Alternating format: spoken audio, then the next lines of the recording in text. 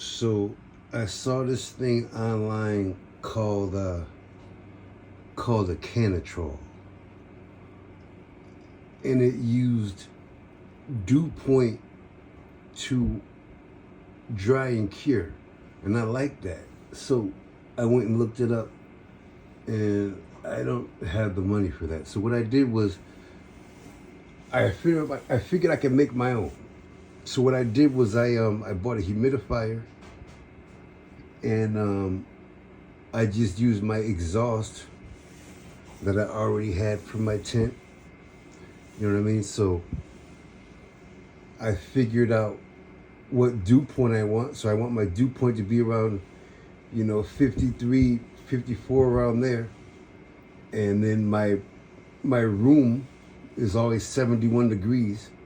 So I used the dew point calculator on Google to figure out what my relative humidity should be to get a dew point of 53 degrees. And it told me that my dew point, or that my relative humidity should be 53. So I set my humidifier to 53 to hold it there. So it's gonna hold this. It's gonna hold this area at 71 and 53. I don't need to get a heater or anything, because 71 is just the temperature of the room that I'm sitting in. So it's gonna use that.